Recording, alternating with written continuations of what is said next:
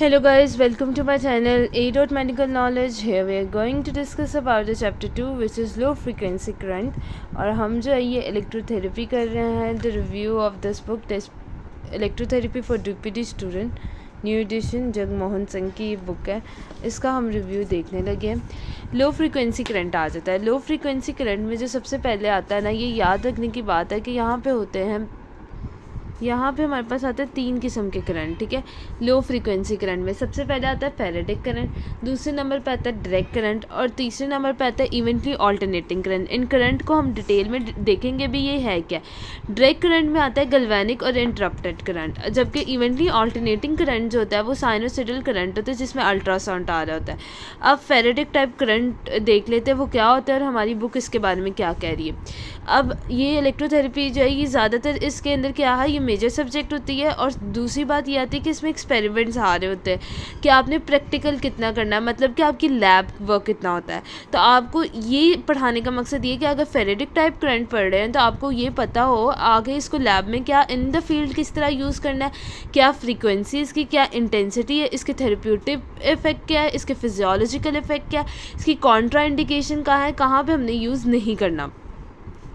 Let's move to our topic which is faradic type current. ये low frequency current है, सबसे पहले आपने याद रखना है.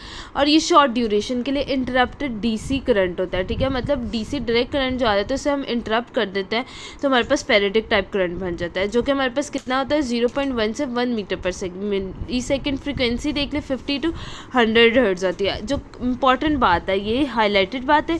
दूसरा ये याद रखना है कि ये स्टिमुलेशन हमें कितनी दे रहा होता है, इनोवेटिव मसल्स की स्टिमुलेशन दे रहा होता है. ठीक है, लो इंटेंसिटी लॉन्ग ड्यूरेशन. अगर इंटेंसिटी लो होगी तो वो लॉन्ग ड्यूरेशन के लिए होगी और अगर इंटेंसिटी हाई होगी तो शॉर्ट ड्यूरेशन के लिए होगी. फॉर एग्जांपल देखें कि ये एक ग्राफ सा मैंने आपको शो किया हुआ है कि देखें यहाँ पे क्या है, लो इंटेंसिटी है.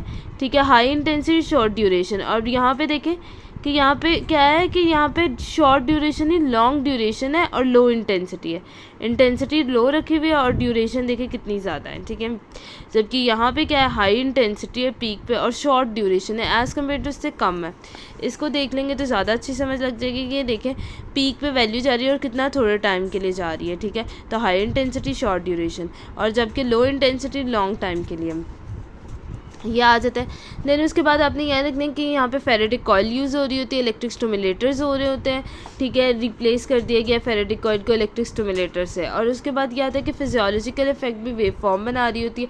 फ्रीक्वेंसी की बात कीजिए तो 50 to 100 है और जो हमारे पास ड्यूरेशन 0.1 से 1 ms के दरम्यान होती है. अब यहाँ पर हमारे पास आता है modify ferritic current. Modify ferritic current जो होता है इसमें क्या होता है कि हम मॉडिफाई कर देते हैं फेरेटिक करंट. बेटर रिजल्ट और ट्रीटमेंट के लिए फेरेटिक करंट को हमेशा हम क्या करते हैं, टैनिक लाइक कॉन्ट्रैक्शन कर रहा था, एक मसल कॉन्ट्रैक्ट कर रहा है फिर रिलैक्स कर रहा है. ये करंट का काम होता है करना, पेन को रिड्यूस करना. ये इसीलिए हम करंट को यूज़ करें ना. और ये जो होता है, ये करंट जो होता है इसकी इंटेंसिटी और इसकी इम्पल्स जो होती है वो इंक्रीज़ ग्रेजुअली हो रही होती है, कम हो रही होती है ताकि मसल कॉन्ट्रैक्शन और रिलैक्सेशन अच्छे से हो सके और जो पेन है वो जो है वो ख़त्म हो सके. और पेन गेट कंट्रोल थ्योरी आगे जाके हम पढ़ेंगे, वो उसको ऊपर ये सारा डिपेंड कर रहा होता है कि वो कम हो सके. ठीक है, देन उसके बाद हमारे पास आता है दूसरा, हमारे पास आता है इलेक्ट्रिक स्टिमुलेटर. मोटर पॉइंट्स होते हैं. जो मोटर पॉइंट्स से याद हमेशा रखना है कि ये मैनुअल पॉइंट होते हैं जहाँ पे इंटरप्टिव नर्व आती है. ठीक है, ये मैनुअल पॉइंट में क्या हो रहा होता है कि इस पर अगर हम इलेक्ट्रिक स्टिमुलेटर या फेरेटिक करंट अप्लाई करते हैं ना तो हमें बहुत ज़्यादा रिलैक्सेशन भी मिलती है. और कुछ ऐसे पॉइंट होते हैं जो हमारे पास ज़्यादा इफेक्ट रख रहे होते हैं थेरेप्यूटिक, उसे हम मोटर पॉइंट्स कह रहे होते हैं. देन उसके बाद जो मोटर पॉइंट्स के बाद इलेक्ट्रिक स्टिमुलेटर्स का नाम आया हुआ है. तो इलेक्ट्रिक स्टिमुलेटर होते क्या हैं, जो 0.1 से लेकर 1 मिलीसेकेंड तक होते हैं. ये सिंपल बैटरी होते हैं और इसमें कोई भी आप मोटर पॉइंट पे नहीं, आपको जोन से मर्जी पॉइंट पे लगा सकते हैं इलेक्ट्रिक स्टिमुलेटर को. ज़्यादातर जो होता है एग्जांपल के तौर पे याद रखें कि ट्रंक के बिलो एयरलोब से शुरू करके फॉरहेड तक लगा रहे होते हैं. ठीक है, ये स्टिमुलेटर.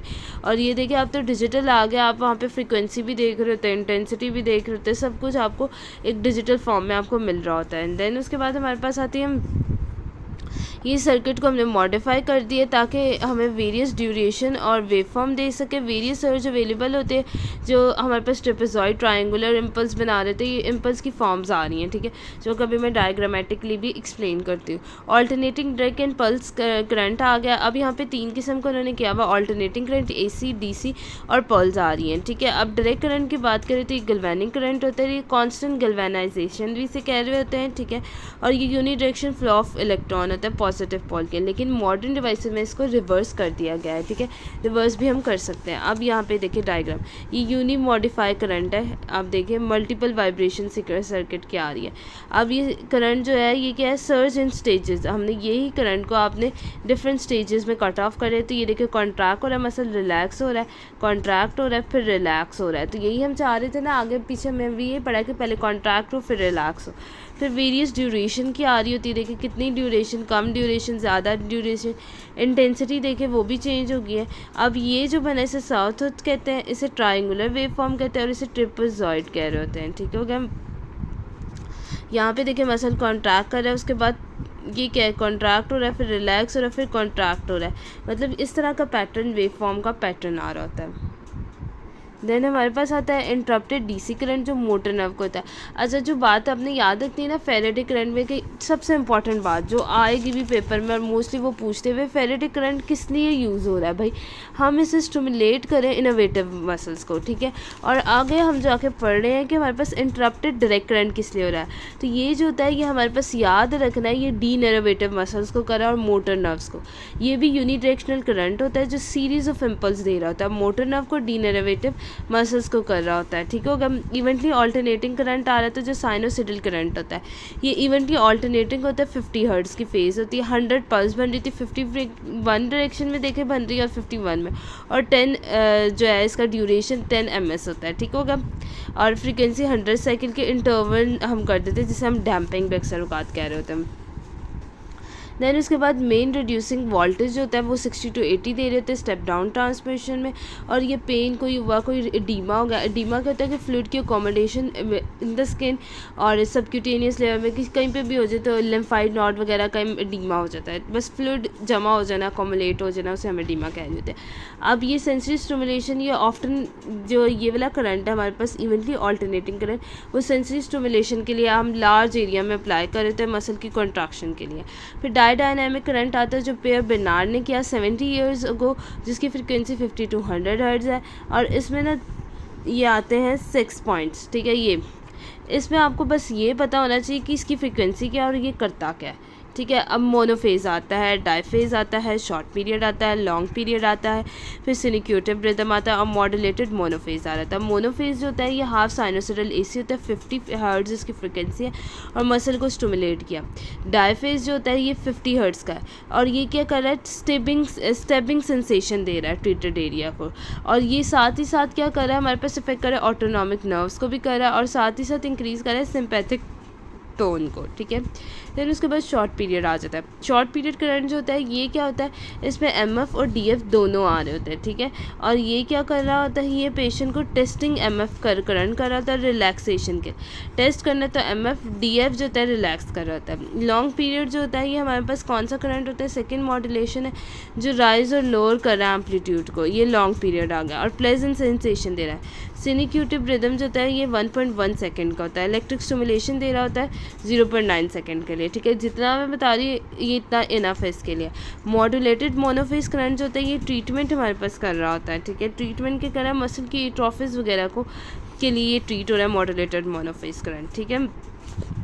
देन इसके थेरेप्यूटिक इफेक्ट आ जाते हैं, पेन को रिलीव कर रहा है, इन्फ्लेमेशन को कम कर रहा है, स्वेलिंग को कम कर रहा है, मसल की रीएजुकेशन कर रहा है, इंक्रीज़ कर रहा है लोकल सर्कुलेशन को, फैसिलिटेट कर रहा है टिश्यू हीलिंग को, मसल की रिलैक्सेशन कर रहा है, प्रिवेंट कर रहा है एट्रोफी को, रिड्यूस कर रहा है फिब्रोसिस को, रेंज ऑफ मोशन को कर रहा है फिब्रोसिस, रीएजुकेशन रिहेबिलिटेशन कर रहा है, ठीक है। इंट्रप्टिक गैल्वेनिक करंट आता है। इंट्रप्टिक गैल्वेनिक करंट लॉन्ग ड्यूरेशन का करंट होता है जिसमें 1 ms से 300 से 600 ms होता है। ये भी इंटरप्टेड होता है, मोस्ट यूजुअली मॉडिफाई कर रहा होता है DC को, फ्लो ऑफ करंट को, ठीक। इसमें डिफरेंट राइज और फॉल आ रही होती है इंटेंसिटी की। देन उसके बाद इम्पल्स जनरेट कर रहा होता है, ठीक है, सिलेक्टिव होता है। इंटेंसिटी देख लें, मोटर नर्व को रेक्टेंगुलर बन रहा है, ये साउथ बन रहा है, ट्राइंगुलर ये ट्रेपेजॉइड बन रहा है, और ये डीपोलराइजेशन हो रही है बार बार। और ये आपको पता है, मैंने आपको इंटेंसिटी की फॉर्म में भी, इम्पल्स की भी फॉर्म में भी, पल्स में भी आपको पीछे बताई है।